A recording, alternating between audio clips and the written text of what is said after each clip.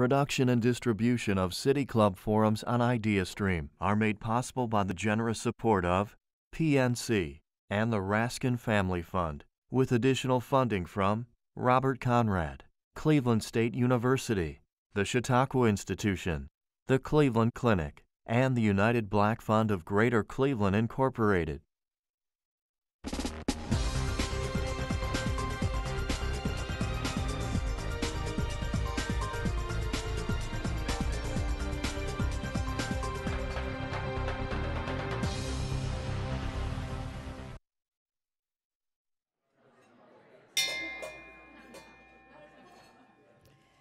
Good afternoon, and welcome to the City Club of Cleveland.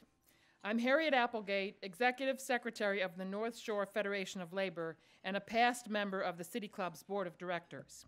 I am honored to introduce today's speaker, former New York Times reporter and author of Beaten Down, Worked Up, The Past, Present, and Future of American Labor, Stephen Greenhouse. The real wage has been declining since the 70s. We've seen a decline in manufacturing, rapidly advancing automation, and the offshoring of our jobs, the last of which has hit Northeast Ohio especially hard. Soaring corporate profits and CEO compensation, coupled with tax cuts and wage stagnation, has led to unprecedented, and quite honestly, staggering income inequality. Today's speaker will elucidate one of the primary, if not the primary, but almost always overlooked causes, the decline of unions. In the 1950s, more than a third of wage and salary workers belonged to unions. Today, membership is a scant 10.5% of the workforce, with the income gap between CEOs and workers greater than ever in our history, and much larger than the gap in Western Europe, where unions are powerful and wages are high. How did we get here? What can we learn from the successes of victorious struggles of the past? As our workforce continues to change, what does power for working people look like today and in the future? These are the questions explored in Stephen Greenhouse's newest book, Beaten Down, Worked Up, The Past, Present, and Future of American Labor. In it, he explores the evolution of the labor movement and how workers can regain and increase power in a changing economy. Mr. Greenhouse was a reporter for the New York Times for more than 30 years, 19 of which were spent as a labor and workplace correspondent. He also served as a business and economics reporter, as well as a diplomatic and foreign correspondent. He has been honored with the Society of Professional Journalists Deadline Club Award, a New York Press Club Award, a Gerald Loeb Award for Distinguished Business and Financial Reporting, and the Hillman Prize for Book Journalism for his last book, The Big Squeeze, Tough Times for the American Worker. A New York native, Mr. Greenhouse majored in government and letters at Wesleyan University and obtained a master's degree from the Columbia University School of Journalism. He is also a graduate of the New York University School of Law.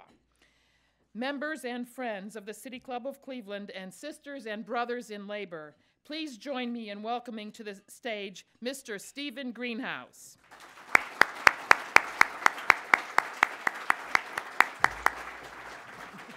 Thank you very much. Thank you. Thank you for coming. Thank you for that wonderful introduction. I'm truly honored to be here. I can't believe I'm standing on the same stage where Robert Kennedy once spoke. It's an honor to have so many of you come hear me speak. I'd like to thank Dan Malthrop and Stephanie Jansky and Tiffany France and the Deaconess Foundation and John Ryan for helping set this up, and Amy Hanauer, and really honored to be here. I'm a big fan of Cleveland. You know, I love the Rock and Roll Museum. I love the Museum of Art. I love your Hungarian restaurants. I love the Cavaliers with LeBron. I love your city spirit, but I must apologize. One of my favorite photos in the world is of my son, who works for the Chicago Cubs, on the airplane back from Cleveland on the night of November 3rd, holding the World Series trophy. But I very much hope the Indians win the World Series very soon. I sincerely believe in sharing the baseball wealth between cities. Friends often ask me, why did I spend 4 years of my life writing this book? Why didn't I just retire after leaving the New York Times? A big reason is that in my 19 years of covering labor and workplace matters for the Times, I saw that far too many Americans, especially young Americans, know very little, don't understand labor unions and the whole idea of worker power and collective action and what they have accomplished over American history for tens of millions of workers. It often seems to me that a lot of Americans think that God handed down the 40-hour work week. And I seek to explain in the book, no, it was decades of struggle by workers and the unions that won the 40-hour work week and won pensions and won employer-sponsored health coverage and won paid sick days and won paid vacations and workers' compensation. I just gobbled down my lunch, sorry. There's much truth to the bumper sticker unions, the folks who brought you the weekend. In my book, I write about some important episodes, some of the most important episodes in labor history. The uprising of the 20,000 female garment workers in New York in 1909, which was really the biggest strike by women in American history. They were fighting not for a 40-hour work week, they were fighting for a 52-hour work week.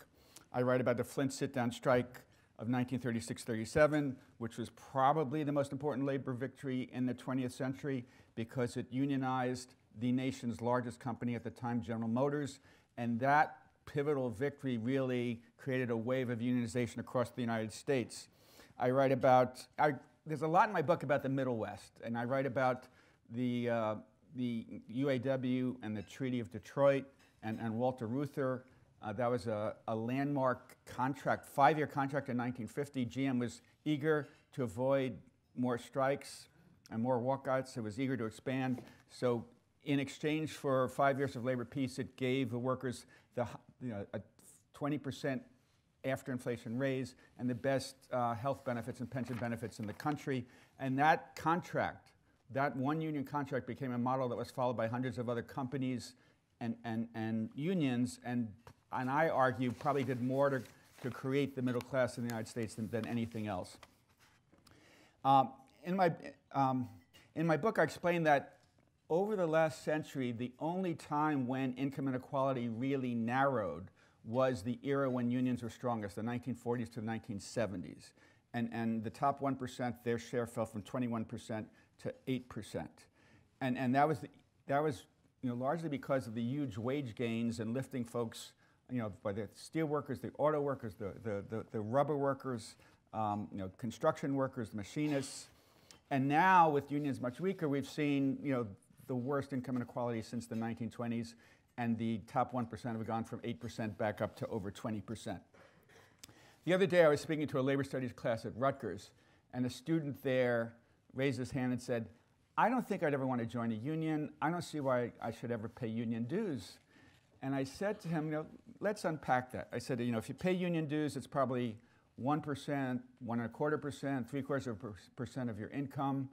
But academic studies show that if you're a union member, you earn 13.6% more on average than non-union members after you factor in things like education, age. And if you're a union member, over 80% of union members have pensions at work, whereas fewer than 50%, less than 50% of non-union workers do.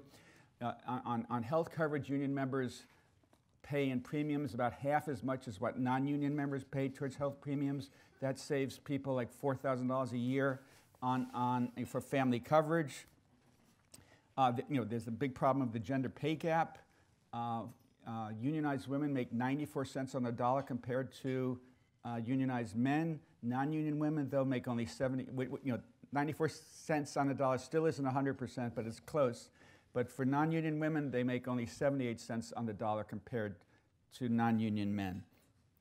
And for African-American workers, African-American union members make 16% more than non-union African Americans. And I told this student at Rutgers, and after all that, I probably haven't even mentioned the most important benefit of joining a union, aside from solidarity, is you can only be fired for just cause. And people don't realize how important that is. If you don't have just cause, you can come into work one day and your boss could fire you because he or she doesn't, is disappointed that you're not smiling or with your attitude.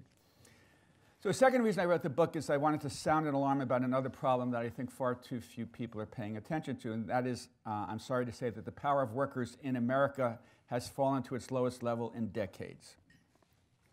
And part of this is, of course, as Harriet, and Harriet, thank you very much for that wonderful introduction. Part of it, as Harriet said, is that there's the big decline in union membership and union density. And in my book, I argue that this decline has hurt the nation in many ways.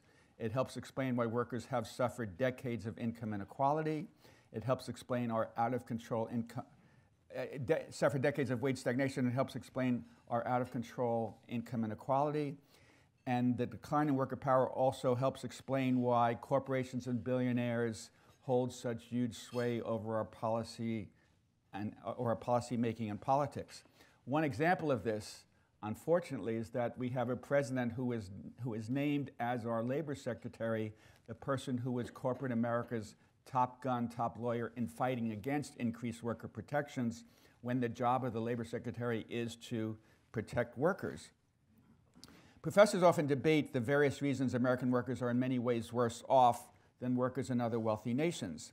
But there's an overriding agreement on one reason, that labor unions in the US are weaker than labor unions in any other industrial nation. I was looking at some recent statistics. In France, 98% of workers are covered by union contracts. In Belgium, 96%. In Italy, 80%. In Germany, 56%. In Britain, 34%. In the United States, just 11%. We're the lowest of all industrial nations. So why is this? The main reason worker power is so weak is that American corporations, I argue, fight harder than corporations in any other nation to beat back, indeed quash labor unions. And unfortunately, many politicians have also declared war on unions. Most famously, most infamously, Scott Walker in declaring war on public sector unions in Wisconsin. 2 years later, with little notice, Iowa passed, 2 years ago, Iowa passed a similar law, almost a carbon copy of the Wisconsin law that has effectively shut down government worker unions in Iowa. And then we've seen many states pass what I like to call anti-union fee laws. Others call them right-to-work laws, which I think is a terrible distortion of the English language. But West Virginia, Kentucky, Indiana, Wisconsin, and Michigan have all enacted right-to-work laws in recent years. So everyone knows that about Scott Walker declaring war against unions, but few people realize that over the past decade, Wisconsin has lost more union members than any other state. It's lost 44% of its union members. It's lost 177,000 union members. Donald Trump won Wisconsin by 22,700 votes. Michigan passed a right-to-work law and several laws that make it harder to unionize child care workers and home care workers. Michigan has lost 146,000 union members over the past decade. Donald Trump won Michigan by 10,700 votes. Pennsylvania has lost 182,000 union members, and Donald Trump won Pennsylvania by 44,292 votes. I often wonder whether the results of the 2016 elections would have been different if union membership in Wisconsin, Pennsylvania, and Michigan hadn't fallen. There's a study done by some professors at Boston University and Columbia that found that when a state enacts right-to-work law, the turnout of the Democratic base falls by 3.5%. And in Michigan, Donald Trump won by 0.2%, a lot less than 3.5%. In Wisconsin, Trump won by 0.8%. In light of today's, so let me say this. So a third reason I wrote the book is to shine a light on another problem, that in many ways American workers are lacking some fundamental rights and protections that are basically universal in other industrial nations. We are the only industrial nation that doesn't guarantee all workers paid parental leave, paid maternity leave. The only other nations in the world that don't guarantee paid maternity leave are Suriname, Papua New Guinea, and a few tiny Pacific Island nations. We are the only industrial nation that doesn't guarantee all workers paid vacation. And in the 28 nations of the European Union, every worker is guaranteed at least 4 weeks paid vacation. In Germany, 5 weeks, and in France, 6 weeks. We and South Korea are the only industrial nations that don't guarantee all workers paid sick days. And the workers in the bottom quartile by income, 50% of them receive neither paid sick days nor paid vacation. In my book, I write about Patricia Hughes, a licensed practical nurse who came down with severe pneumonia while caring for a paraplegic in Thornton, Colorado. Coughing, vomiting, and with a 103 fever, she called her manager to say she needed to miss work for 2 days.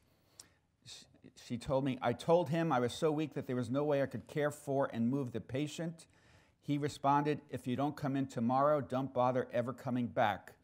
Too sick to work the next day, Hughes was fired, and as a result of losing that job, she was evicted from her apartment. As all of you know, there's one more area where American workers lack a basic right. The U.S. is the only industrial nation where all workers and their families are not guaranteed health coverage. So on a concrete level, that means if you're working in a factory in Ohio with 1,000 workers, or a big box store with 300 workers, and it shuts down, we're the only industrial nation where those 1,000 workers, factory workers, or those 300 retail workers could lose their health coverage, and their families could lose their health coverage. That seems rather uncivilized to me, especially when we consider ourselves the wealthiest nation on earth. So in light of today's anti-worker trends and some of this bad news, many Americans are keenly frustrated. And that's one reason I believe that Americans are feeling more enthusiastic about unions. A Gallup poll that came out in August found that 64% of the American public approve of unions. That's nearly the highest level in 50 years.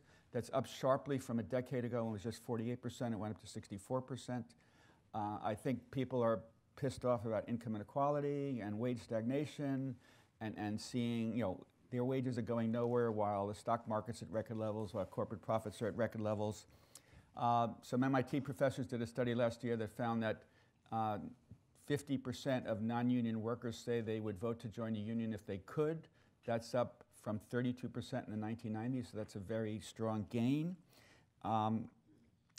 Other good news is that also showing workers' frustration is we're seeing a lot of unionization among white-collar workers, adjunct professors, graduate students, nurses, and very much in my profession, journalism, Vox, Vice, Slate, Salon, Huffington Post, Refinery 29, New Yorker Magazine, New Republic, the LA Times, the nation's two most anti-union papers, the LA Times and Chicago Tribune, both unionized after being non-union and anti-union for over a century. The New York Times and the Washington Post were long union publications. And we've also indicating deep worker frustration is we're seeing the largest surge of strikes since the 1980s. And that was led by, so I turned in a manuscript to my book on a Monday, February 19th, last year, 2018. And things are fairly quiet for labor, I thought. Except for the Fight for 15, there wasn't much exciting going on. So that was a Monday, February 19th. 3 days later, February 22nd, there was this volcanic explosion in West Virginia. And tens of thousands of teachers in their red shirts crowded into Charleston. And that really started a real surge for labor. The baton was passed to Kentucky and Oklahoma and Arizona, then Los Angeles, and then Chicago. And we saw the Marriott hotel strikes in 8 cities last fall, and the Stop and Shop strike, grocery strike in New England in April, and then we had the big GM strike. So there's something going on. I think that, labor is stirring again after having been very quiet and down. I think workers are really, standing up and speaking out and fighting. I do think, that something is badly broken in the U.S. The one thing I agree with Donald Trump on is that the system is rigged. The system is usually rigged in favor of the rich and against unions and workers, against the little guy. But unfortunately, I believe Donald Trump has further rigged this system in favor of corporations and the rich. He has very much rolled back Barack Obama's effort to extend overtime pay to millions more workers. He's totally scrapped Obama's rule, and I thought this is very important. It hasn't gotten nearly as much attention as it should. He scrapped Obama's rule that required Wall Street firms to act in the best interest of workers and retirees in handling their 401ks. You know, Donald Trump said he was running against Wall Street and running as a champion of workers, and scrapping that fiduciary rule, he's really not helping workers. He's reduced the number of OSHA inspectors to the lowest amount in years. He's rolled back rules for oil and gas workers. He tried to roll back safety rules for coal miners, and he was stopped by courts. He scrapped the Obama rule that made it much harder to award federal contracts to companies that break overtime laws and safety laws. And so parts of my book are quite inspiring. I write about the rise of labor, the uprising of the 20,000, the Flint sit-down strike, the Treaty of Detroit. Parts get pretty depressing, where I write about the decline of labor and Scott Walker. I have a chapter on the air traffic controller strike, how globalization has very much hurt workers and hurt unions. I think a lot of people don't understand that in 1979 the U.S. had 21.5 million manufacturing workers. That fell by 40% to 12 million, and has really hurt, very much hurt cities like Cleveland, states like Ohio, and it's also very much hurt the labor movement because, factory workers were long the core of the union movement. So I devote the last 7 chapters of my book to examining models and strategies for rebuilding worker power, and I write about the Fight for 15, which I was the very first reporter to write about the Fight for 15. And I remember almost exactly 7 years ago, November 29, 2012, was the very first strike in New York City. 200 workers walked out at 20 restaurants. And I kind of thought, this is, nothing's much going to come of this. When they said they're fighting for $15, I said, that's a crazy number, that's pie in the sky. Here we are, less than 7 years later, 7 states, I'm not going to name them, California, Illinois, New York, New Jersey, Massachusetts, Maryland, and Connecticut have enacted a $15 minimum wage. And some economists say that as a result of the Fight for 15, some 24 million workers have had their raises, have had their pay increased. I write about the Culinary Union in Las Vegas, part of Unite Here, the Hotel Workers Union, which, while many unions have declined in size, the Culinary Union has gone from 18,000 members in the 1980s to 60,000 today. And I devote a full chapter to it because I think it's a model that other unions can learn from. It does a great job negotiating, it does a great job mobilizing its members, it does a great job communicating with its members. It's a union that's probably 70% female, probably 70% workers of color and immigrants. And I profile an immigrant worker from Honduras, Frances Garcia. She's a housekeeper at the MGM Grand. She makes $19.51 an hour under the union contract. They're guaranteed 40 hours a week. 1951, that's $780 a week, about $40,000 a year. That's pretty damn good for a hotel housekeeper. I visited her apartment. She raises 3 kids by herself. She has a nice 3-bedroom apartment, big screen TV, nice leather couch. And it shows what a really effective union can do to lift workers. Non-union housekeepers nationwide average just $11 an hour. They probably work maybe just 30 hours a week very often. That's $330 a week, $16,500, $17,000 a year.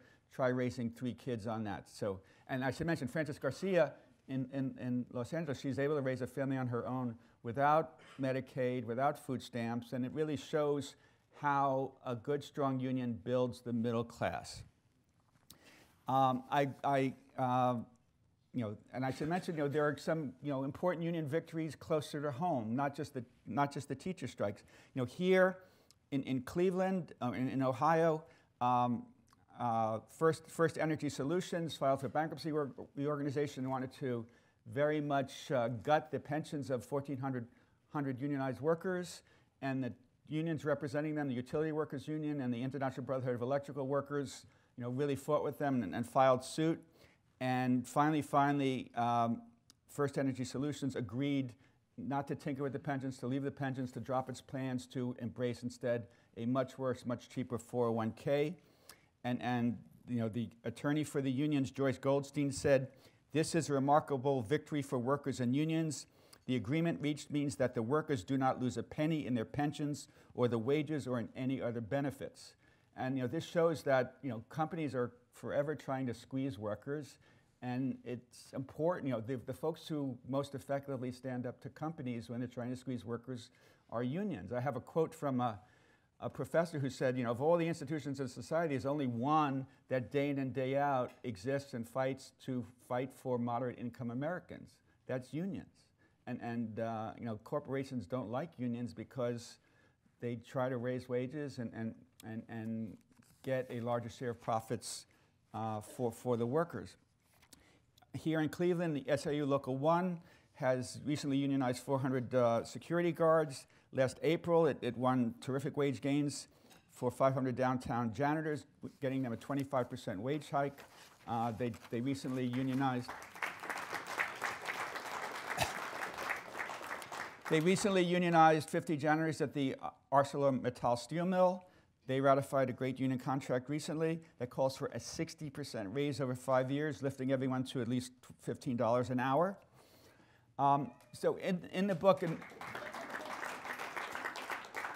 so in the book I write about, I have a whole lot about the Red for Ed teacher strikes. And solidarity is very important, of course, but I try to make clear that individual agency is very important too. You need people who are willing to stick their necks out and create trouble, make trouble. So I interviewed I write about the 2 young teachers in West Virginia who were upset when the governor said, West Virginia had the 48th lowest teacher salaries in the country. Governor Jim Justice, the richest human being in the state of West Virginia, gives a big speech saying, "Guess what, folks? I'm going to be generous. I'm going to give you 1% raise each year for the next 5 years," and which would translate to $440 a year. And generally, the increase in the healthcare premiums each year were more than that. And these 2 teachers, Jay O'Neill and Emily Comer, said, screw that. And they started this Facebook page, and it spread like prairie fire. And soon there was this huge strike, and Alberto Morajon, a social studies teacher in Oklahoma, saw what was happening in West Virginia, and he did the same thing. And in Arizona, Rebecca Gorelli and Noah Carvelis, again, 2 young teachers, they did the same thing. Their Facebook page went from 0 to 20,000, 30,000 in 24 hours. people are upset, and they want justice for themselves. And one of the amazing things about the teacher strikes is, they tried to show very much, that we are not fighting just for ourselves. We are not just fighting for a increase 0.7% in our paycheck, that we're fighting for more librarians and more social workers and more guidance counselors and more school nurses. And we're fighting for smaller class sizes, and we think it's terrible that there are all these tax cuts for corporations and the rich, and the education budget is frozen year after year after year, and we have these 25-year-old textbooks. So I think the teachers have become a really leading exponent, proponent of the idea of bargaining for the common good, that unions are not just, the Wall Street Journal editorial page, business lobbyists, will often say, unions are narrow self-interest, they only care about themselves. And I think the teacher strikes very much aim to show that's not true. We are fighting not just for us, we're fighting for the community. When the General Motors strike began, on the very first day, Terry Dittus, the UAW's chief negotiator at GM, said, "We are not fighting just for ourselves. We are fighting for all of you. You don't want American factories going overseas, neither do we." Lordstown closed because, GM said it was closing Lordstown because it said demand for Chevy Cruises had declined, but GM kept its Mexican factory open that makes Chevy Cruises. The UAW also said, everyone, we know you're worried about how good the jobs will be for your kids and your grandkids. We're worried about that too. We're very disappointed. We're very angry that 7% of GM's factory jobs are temporary jobs that pay just $15 an hour. The great GM paying just $15 an hour, it's crazy. So one of the one of the things the union won in its settlement with GM was GM is eliminating the temp positions and raising people far above $15. So I want to close with a theme that your esteemed Senator Sherrod Brown often talks about, the importance of dignity for workers. And so my mother would always say to me, I'm sorry, you have to treat all workers with dignity no matter what. So and my very last words in my acknowledgments are quoting my mother. Anyway, so I wrote a chapter about the Memphis sanitation workers' strike of 1968, and that was a strike all about winning dignity. And I profile Elmore Nickelberry, who was a sanitation worker, back in the 1950s and 60s in Memphis, and he went on strike. And I had great long interviews with him down in Memphis. And he served in the Korean War. He returned from Korea in 1953 to Memphis, his hometown, and he said, "Everyone called me boy." He said, "I was treated better with more respect in South Korea than I was in the United States." And Elmore Nickelberry told me that his job is very humbling. He was a sanitation worker. He said everybody called us boy. He said 6 decades after the strike, the supervisors, all of them white, also call us boy. You tell them, "I ain't no boy, I am a man," and they'd keep calling you boy. Nickelberry was a tub toter. His job was to go into people's backyards, transfer their garbage into a 17-gallon round plastic tub, and then carry the tub to the truck in the street. The sanitation workers frequently filled their tubs with 30, even 40 pounds of garbage, often carrying the tubs on their backs or shoulders, often on top of their heads. Because the plastic tubs got banged around, quote, there would often be holes in the tub, and the garbage and the maggots would crawl down your back and onto your clothes, Nickelberry told me with a scowl. A lot of the people weren't nice, he said. They say, "Boy, you left some garbage behind. How about picking that stuff up?" Nickelberry hated when homeowners called him garbage man, as if he were just garbage. The toters, virtually all in the black, complained that the sanitation garages didn't even have showers for them after the sweaty days hauling garbage. So we just had to go on the bus after work, Nickelberry said. We smelled real bad. Nobody wanted to sit near us. Because many bus passengers steered clear of him, even sneered at him, he often skipped the bus and trudged the 6 miles home. The pay was as humbling as the working conditions. In 1968, after 14 years on the job, Nickelberry was earning $1.65 an hour, just 5 cents more than the federal minimum wage at the time. That $1.65 translates to just $12.20 today. The pay was so low that 40% of the trash collectors' families fell below the poverty line, with many qualifying for welfare and food stamps. So these workers were frustrated, they were fed up. Then 2 sanitation workers on a rainy day, at the end of the day, to escape the rain, crawled into the back of the truck where the compactor was, where the bin was, to protect themselves from the rain. And all of a sudden, the compactor started up and crushed them to death. And the workers were incredibly angry because they had told the city for years, the trucks are dangerous, they're defective, and the city ignored their pleas. So finally, they went on strike. And day after day, they walked the streets of Memphis carrying signs saying, "I am a man."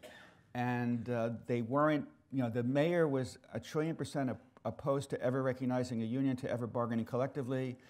They weren't making much progress. Some of the African-American pastors in the city said, "We have to escalate this." So they invited in the nation's foremost labor leader, Martin Luther King Jr., and Dr. King was a real hero. He usually backed the strikers.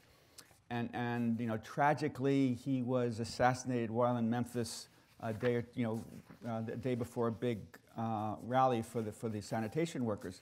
And it was really only after Dr. King's death that the city council said,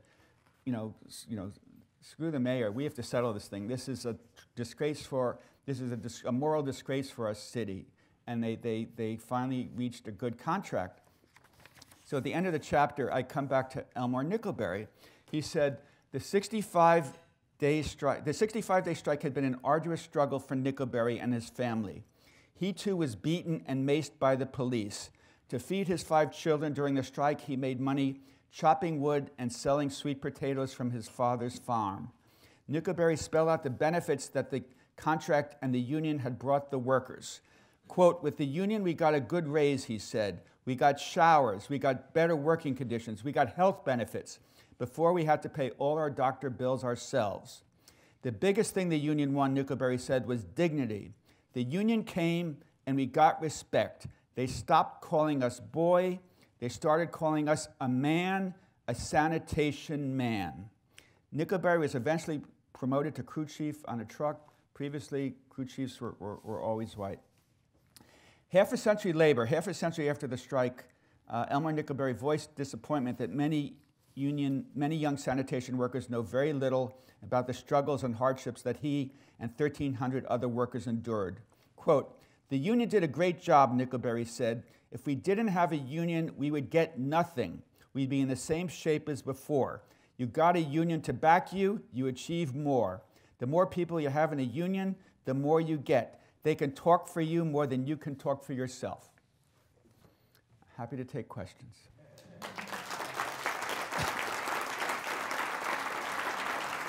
Thank you.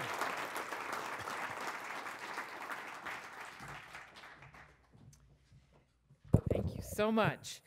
Today at the City Club, we're listening to a forum with Stephen Greenhouse, former New York Times reporter and author of Beaten Down, Worked Up, The Past, Present, and Future of American Labor. We're about to begin the audience question and answer. We welcome questions from everyone, City Club members, guests, students, or those of you joining us via our live stream. If you'd like to tweet a question, please tweet it at the City Club, and our staff will try to work it into the program. Holding the microphones today are Office and Customer Experience Coordinator Tiffany France, over there, and Director of Programming Stephanie Jansky. May we have the first question, please? Good afternoon. Over here. You spoke of the decline of unionization since the 1970s, but it seems to me that the decline has occurred in the private sector. Unions have done very well since the 1970s in organizing public sector workers. Number one, is that a correct observation? And number two, if it is, what has been the problem with unions organizing private sector workers since the 1970s? You're absolutely correct, and I thank you on that. So the peak unionization rate in American history was 1954. More than 1 in 3 workers were in union, 35%. I glossed over this somewhat because Harriet discussed the numbers. So then it's fallen to 10.5%, and in the private sector, just 6.4%, 1 in 16. In the public sector, it's still about 1 in 3. So until the 1960s, hardly, it was. Government employees really weren't able to unionize. The National Labor Relations Act passed under FDR in 1935 only allowed private sector workers to unionize, and for public sector workers to unionize, individual states and cities had to authorize that. So starting in the 1960s and 70s, there was a real boom in unionizing public sector workers, school teachers, social workers, sanitation workers, firefighters, police officers. So the huge decline, you're right, has been in the private sector. And there's many reasons for that. One is the decline in manufacturing, globalization, imports, companies moving their operations overseas. Second, deregulation in trucking and airlines and communications. That hurt unions very badly. A third reason was, so Ronald Reagan broke the illegal strike of air traffic controllers in 1981 and fired 11,300 air traffic controllers. That really emboldened American companies to get much tougher on unions.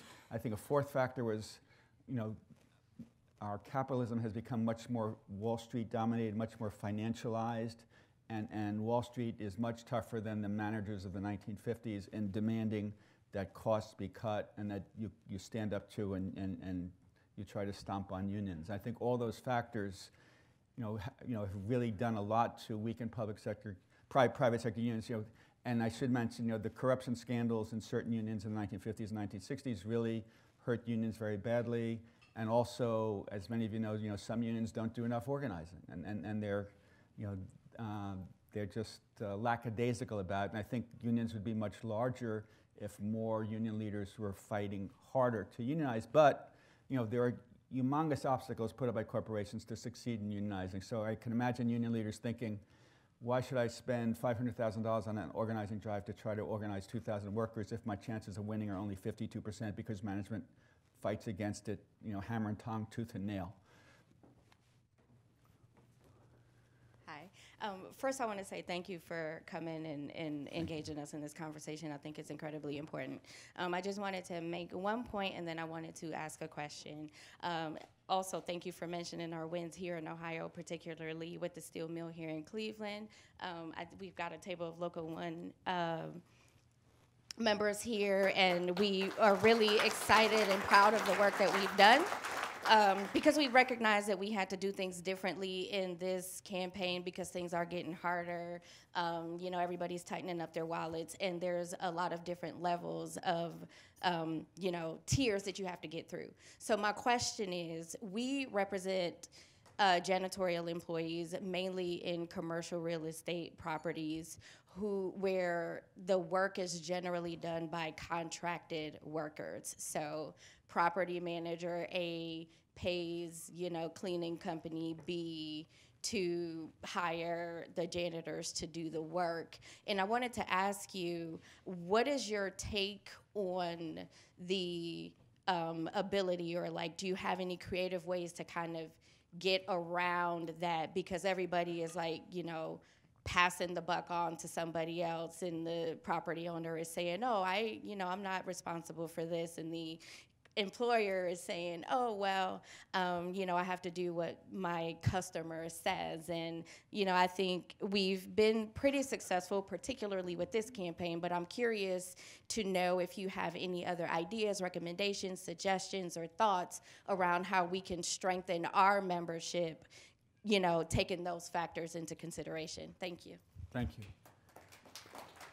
So, the fact that, that you succeeded at unionizing some of these people shows that one can succeed, but it's hard. And Service Employees Union has in ways written a book on this. And in my first book, Big Squeeze, Tough Times for the American Workers, I wrote 10 years ago, I devoted a chapter to what was one of the nation's most successful unionizing campaigns in recent decades, where the Service Employees Union unionized 5,200 janitors in Houston. And it was extraordinary because there's a lot of workers. They were all part-time. Virtually all of them are immigrants. Hardly any of them spoke English, and they all work for contractors. So it's triply, quadruply hard considering those obstacles. And the cleaning companies didn't want anything to do with unionization, and they said, we can't afford it because we compete with all these other cleaning companies. If we're forced to pay more, it'll put us out of business, we'll lose contracts. So the union really expertly, created this huge campaign to pressure the building owners. And I have a chapter about the Coalition of Motley Workers, a terrific pro-farm worker group in Florida that was, did an amazing job raising standards for 35,000 tomato pickers in Florida. And it tried little strikes against the various growers, and they said, we don't have much money, we can't pay much more. If we pay much more, we'll go out of business. And they they realized we should be protesting McDonald's and Taco Bell. They have the big pockets to pay more, just as the SEIU in Houston and in other cities said, we have to go after the people who have a lot of money, and who hire the contractors, hire the cleaning contractors, and they could pay the cleaning contractors more to enable them to pay the workers more. But as it's a matter of power, exerting pressure, and sometimes you bring in other unions, sometimes you bring in politicians to work with you. There are no magic tricks. It's really organizing and maximizing pressure. So basically, we did what we were supposed to do. Yes. People ask me about, in the gig economy, how do you help DoorDash workers? How do you help seamless workers? How do you help Uber? It's hard, when people consider independent contractors, how to help them. And New York City has 60,000, 70,000 Uber and Lyft drivers, and the Trump administration that says they're not employees, they're independent contractors, and therefore they can't unionize. So, but they gathered together with the help of labor unions and pressured the New York City Taxi and Limousine Commission, which did a study that found that 96% of Uber and Lyft drivers in New York were making less than the minimum wage. So the Taxi and Limousine Commission made a recommendation that was enacted by the New York City Council to create a $17.22 minimum pay level per hour for Uber and Lyft drivers, and that's after expenses. So it's not unionization, but it's a way of collective action to help workers collectively. The future of labor includes computers, artificial intelligence, and robots. I wonder if you could comment on that future for labor. So this morning I discovered a terrific, very smart article by someone named Sherrod Brown and Liz Schuler, Secretary-Treasurer of the AFL-CIO for Wired magazine, one of the hip, high-tech magazines.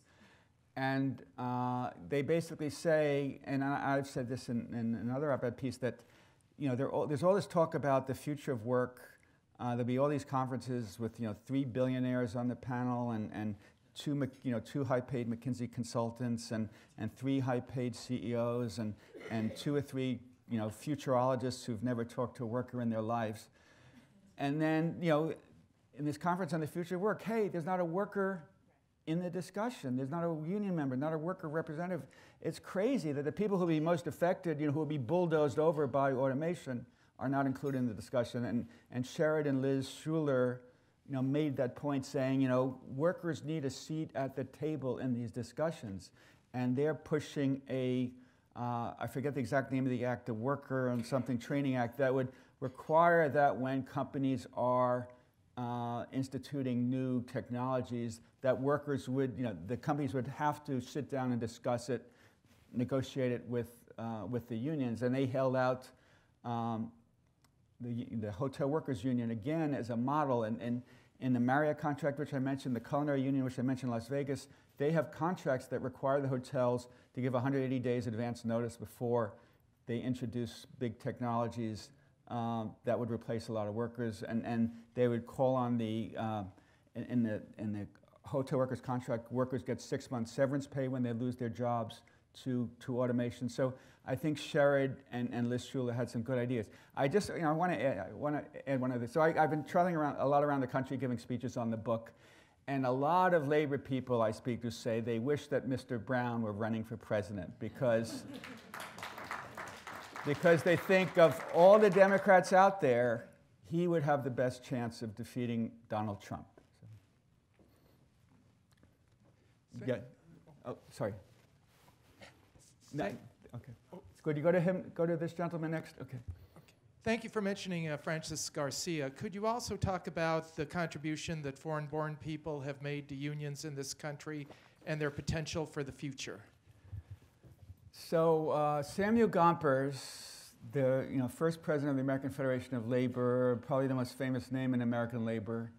He was born in London. I have a chapter about the uprising of 20,000 female garment workers. It was led by Clara Lemlich, who arrived from the Ukraine, a country in the news, when she was 16 years old. And immigrants played a huge role in unionizing. Whether in Cleveland or Cincinnati or Buffalo or St. Louis. A lot of the huge unionization was in the first half of the century when there, was a high percentage of immigrant workers. And look at look at Cesar Chavez, look at the recent unionization campaigns of the SCIU, of Unite Here. A lot of Teamsters have been unionizing a lot of immigrant workers. Immigrants, are a very important part of the labor movement. One of the things I discovered in researching the book is that Samuel Gompers, as much as we respect him, was very anti-Chinese. It was like racist anti-Chinese. He was one of the big sponsors of the Chinese Anti-Exclusion Act, and he didn't do enough to stop segregation against blacks in various unions.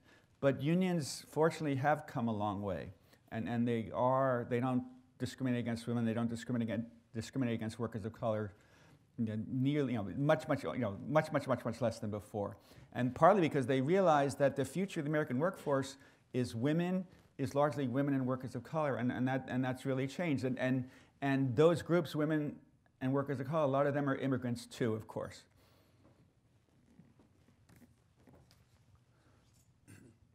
And I answer, to Ms. Yanella's question,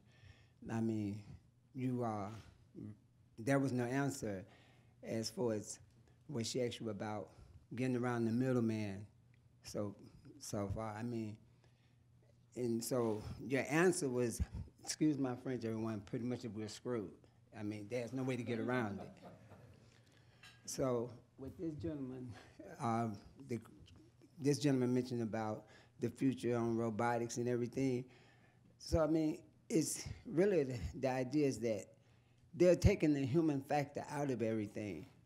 You know what I mean? And they don't understand the consequences of it, because you cannot take the human factor out of it. It's all backwards now. It's the same companies that you spoke of that started, when they first started, you had to hire people, you had to build. Right. Now those same companies are trying to do the same production and everything with less. It's ludicrous. You know, how can you do it? So, I agree with everything you say, sir.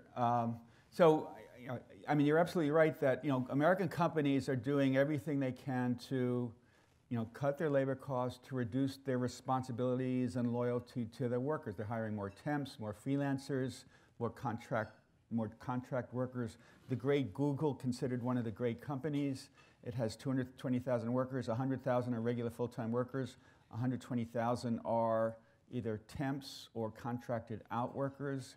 The whole controversy about Uber and Lyft, they don't want to treat their drivers as regular employees. They want to consider them, some type of, independent contractor. So it's really hard for workers and worker advocates.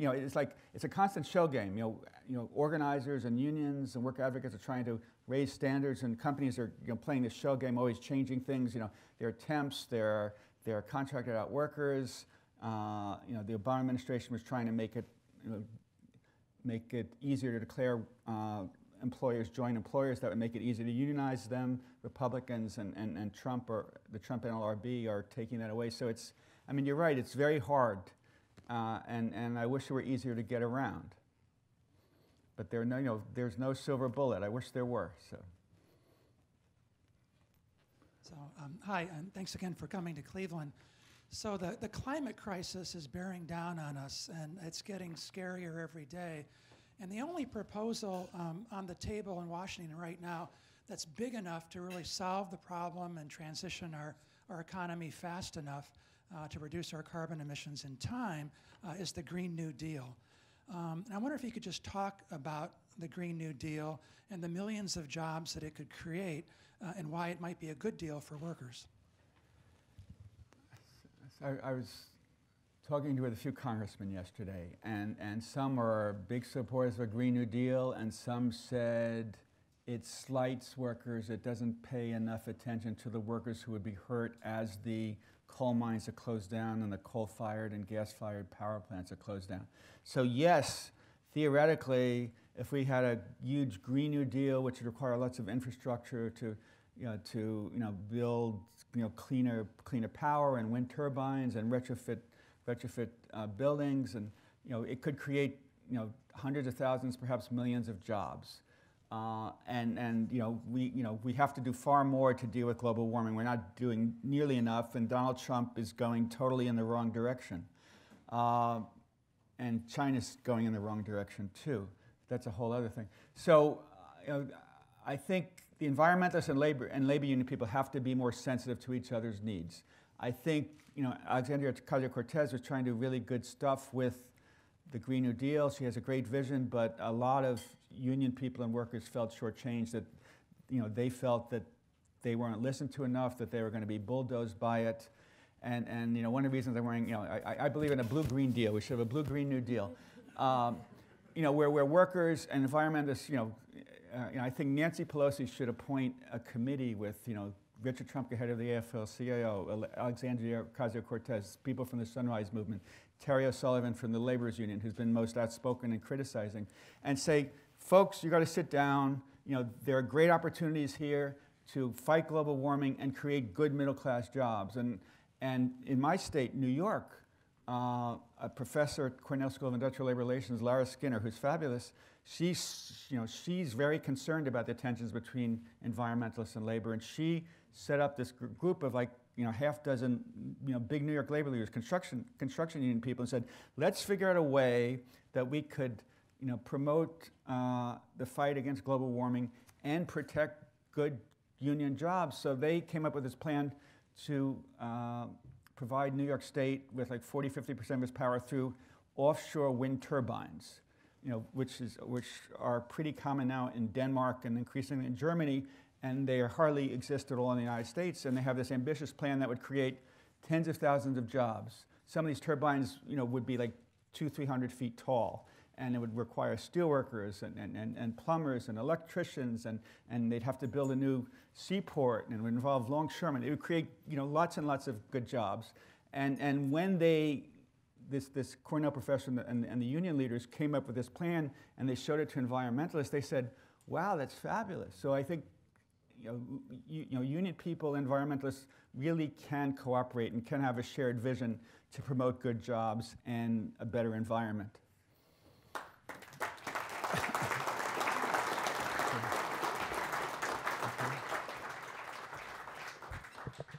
Today at the City Club, we have been listening to a forum with Stephen Greenhouse, former New York Times reporter and author of Beaten Down, Worked Up, The Past, Present, and Future of American Labor.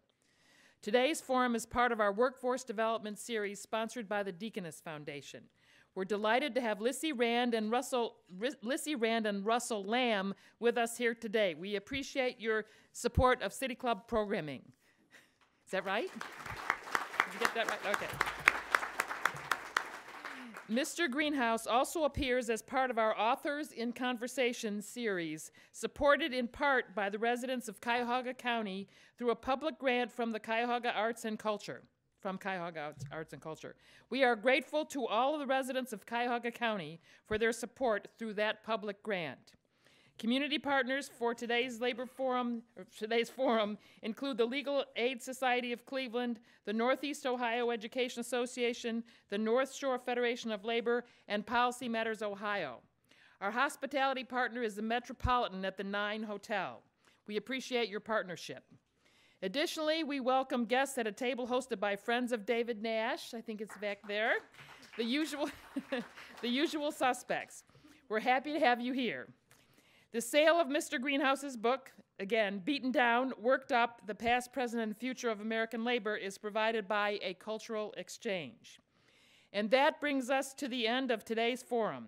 Thank you, Mr. Greenhouse. And thank you, members and friends of the City Club, with special thanks to our City Club members whose financial support makes our work possible. To find out more about upcoming forums and how you can support the City Club, visit us online at cityclub.org. This forum is now adjourned. Thank you so much. For information on upcoming speakers or for podcasts of the City Club, go to cityclub.org.